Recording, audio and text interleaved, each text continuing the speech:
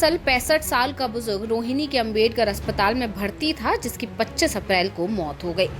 इस पेशेंट को corona positive था या नहीं, इसकी जांच के लिए सैंपल भेजा जाना था, इसलिए उस दिन परिजनों को शव नहीं दिया गया। अस्पताल प्रशासन के अनुसार इनका सैंपल दिल्ली के एक लैब में भेजा गया था और उस दिन 8 सैंपल इस अस्पताल से भेजे गए, जिनमें से 7 का रिजल्ट आ गया, लेकिन इस बुजुर्ग के रिपोर्ट पर रिपीट सैंपल आ गया।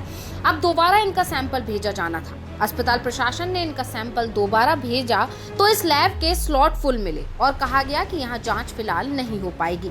लैब का यह जवाब आने के बाद फिर से 7 मई को सैंपल नोएडा के बायोलॉजिकल इंस्टीट्यूट में भेजा गया। इसी बीच सरकारी आदेश आ गया था कि नोएडा की इस लैब में दिल्ली के सैंपल की जांच नहीं होगी और 11 मई को वह सैंपल नोएडा से वापस बाबा साहेब अम्बेडकर अस्पताल आ गया। इसके बाद उसी दिन फिर से सैंपल दिल्ली की लैब में भेजा गया और आज या कल में इसकी रिपोर्ट आ सकती है, यह कहना है अस्पताल के मेडिकल सुपरिटेंडेंट का। मेडिकल सुपरिटेंडेंट ने यह सब जानकारी फोन पर दी, लेकिन ऑन कैमरा बाइट के लिए प्रशासन की तरफ से उनका कहना है कि उन्हें मना किया गया है। इसके बाद अब परिजनों की प्रशासन से गुहार है कि उनके बुजुर्ग का शव उन्हें दिया जाए या रिपोर्ट दी जाए, कुछ तो समाधान निकाला जाए।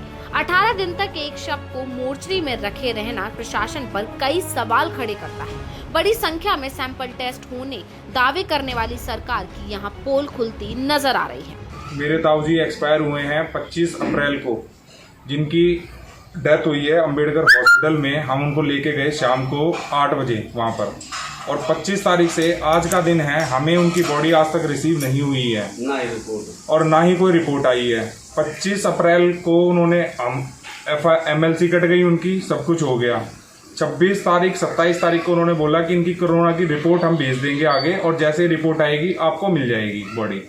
लेकिन 27 तारीख से आज तक की डेट में ना तो कोई रिपोर्ट आई। एक सिंपल एक रिपोर्ट का हमारे पास है जिसमें रीसैंपल टेस्ट मांगा गया, लेकिन 27 तारीख को बोल के हॉस्पिटल वालों ने 5 तारीख तक उनकी कोई रिपोर्ट आज तक वहां नहीं भेजी। फिलहाल अभी भी यह परिवार अस्पताल के चक्कर लगा रहा है और रिपोर्ट नहीं आई है।